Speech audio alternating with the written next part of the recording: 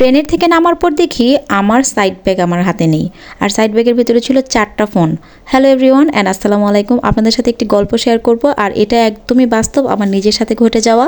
আমরা যারা মহিলারা তারা কিন্তু রিক্সা থেকে নামার পর প্রথমে আগে ঘরের যে চাবিটা ওইটা বের করি, কারণ বাচ্চা যাদের কোলে থাকে তারা বুঝতে পারে গেটে যদি তালা থাকে, রুমের তালা, এই জন্য কিন্তু চাবিটা আগে আমরা বের করে হাতে নিই, আর তারপর বাচ্চাকে কোলে নিয়ে তারপর গাড়ি থেকে নামি। মানে আগে থেকে রেডি টেডি হই, রিক্সাওয়ালাকে ভাড়া দিতে হবে, ওইটা এক সাইডে রাখি। তো যখনই আমি রিক্সা থেকে নামবো দেখি আমার সাইড ব্যাগটা আমার সাথে নেই, তখনই তো আমি একদম মানে টাসকি খেয়ে গেছি, আমার ব্যাগ কোথায় গেল। আপনাদের ভাইয়াকে বলতেছি আমার ব্যাগ কোথায় গেল। তো তখন ওই রিক্সাওয়ালা বলতেছে, আমি দূর থেকে দেখেছি আপনারা যখন ট্রেন থেকে নামতেছিলেন তখন আপনারা হাতে কোনো ব্যাগই ছিল না, বাচ্চা আপনার কোলে ছিল, কিন্তু কোনো সাইড ব্যাগ আপনার হাতে আমি দেখি নাই।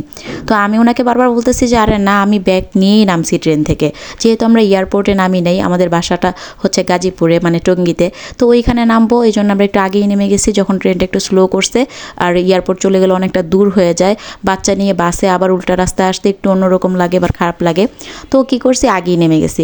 যেহেতু ট্রেনটা একদমই থেমে গেছে, মাঝে মাঝে থেমে মাঝে মাঝে থামে না, তখন আমাদের এয়ারপোর্টেই নামতে হয়। রিক্সাওয়ালা তো ওইখানে রিক্সা নিয়ে দাঁড়িয়েছিল, তো উনি বলতেছে দূর থেকে আমরা সবাই দেখছি একটা চার দোকানের সামনে উনি রিক্সাটা নিয়ে দাঁড়িয়েছিল, আর উনি দূর থেকে দেখছে আমি বাচ্চাটাকে কোলে নিয়ে নামছি, কিন্তু আমি কোনো সাইড ব্যাগ নিয়ে নামি নেই।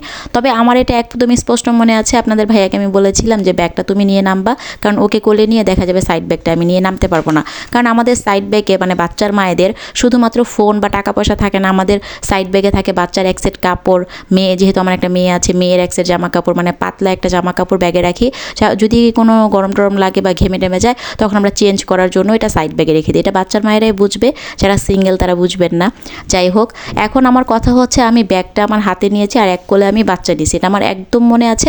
সবাই মিলে আমাকে কনফিউজ করে দিচ্ছে, আর আমার তো চোখ পানিতে টলো করতেছিল, কারণ আমার ব্যাগের ভিতরে আমার ফোনটা ছিল, যে ফোনটা দিয়ে আমি ভিডিওটা করি। আপনাদের ভাইয়া আমাকে আর কি বলবো, সেও আমার দিকে তাকিয়ে আছে, যেহেতু আমি কান্না করতেছিলাম, চোখ দিয়ে পানি এমনিই পড়তেছিল।